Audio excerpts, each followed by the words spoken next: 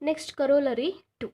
If t is unitary and if lambda is an eigenvalue of t, then mod lambda is equal to 1. That is, eigenvalue of unitary transformation have modulus value 1. Here they given t is unitary and we have to show that lambda is an eigenvalue of t, then mod lambda is equal to 1. Proof. We know that if t is unitary, then t is normal. And also, if lambda is an eigenvalue of t, then lambda bar is an eigenvalue of t star. So this is by using last corollary. Now, v is equal to iv. So here they given t is unitary. So therefore, by the definition of unitary, we have t star t is equal to t star is equal to I. So substitute the value of I as t star here. So therefore we get t star of v, which is equal to t star of tv. And here we know that lambda is an eigenvalue of t. So then by the definition of eigenvalue, we have tv is equal to lambda v. So substitute this one here, we get t star of lambda v, which is equal to lambda into t star of v. And here we also have lambda bar is an eigenvalue of t star. So therefore, by the definition of eigenvalue, we have t star of v is equal to lambda bar v. So substitute the value of this one here, we get lambda bar v. So lambda bar means mod lambda square. So substitute here. So therefore we get v is equal to mod lambda square v, which implies mod lambda square is equal to 1, which implies mod lambda is equal to 1.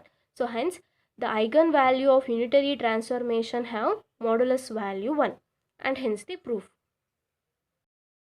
Next lemma, the normal transformation n is, first one, Hermitian if and only if its characteristic roots are real. Second one, unitary if and only if its characteristic roots are all of absolute value 1. So here they given n is a normal operator, and here we have to show that in first one we have to show that n is Hermitian if and only if its characteristic roots are real, and second one we have to show that n is unitary if and only if its characteristic roots are all of absolute value 1. Proof. First suppose that n is Hermitian, and in this we have to prove that its characteristic roots are all real. So for this one we refer theorem star. So in this theorem we already proved that t belongs to a of p, that is an Hermitian, then its characteristic roots are real. So therefore the first part is completed. And conversely, let us consider that n is a normal operator and its characteristic roots are all real, and here we have to show that n is Hermitian. So for that we have to show that n star is equal to n. Okay. So conversely, let n is a normal normal transformation and as only real characteristic roots, then for some unitary matrix u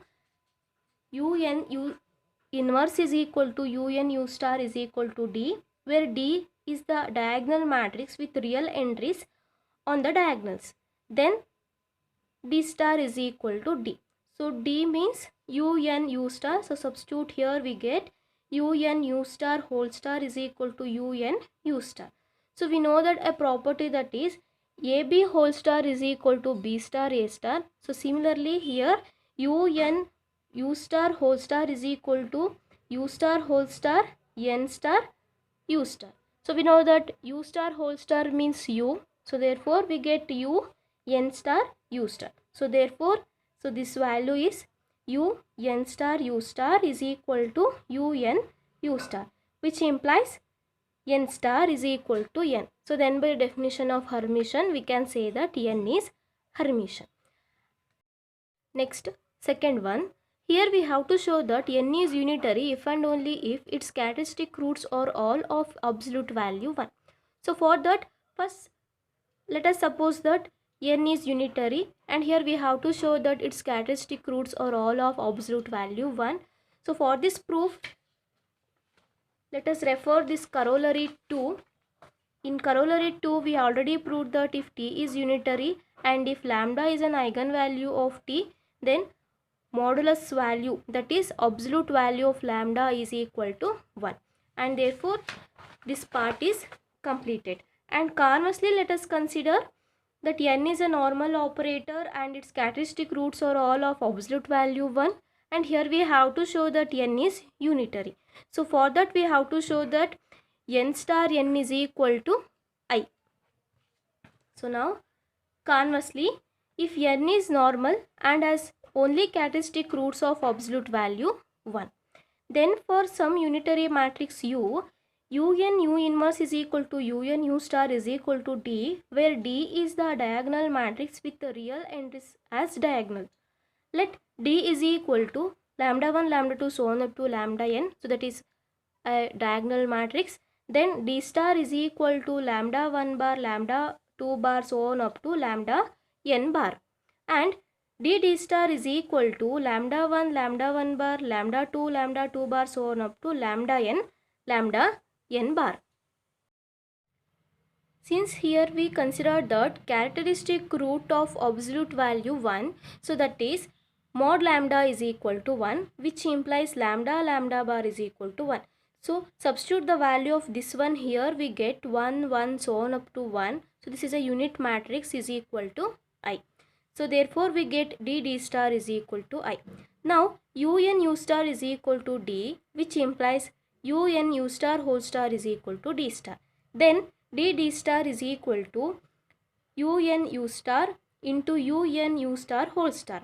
So D star is equal to I. So substitute here, which is equal to un U star, and the value of this one is un star U star.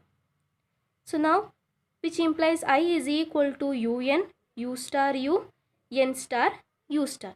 So since here we know that U is a unitary matrix, so then by the definition of unitary we have U star U is equal to U star is equal to I.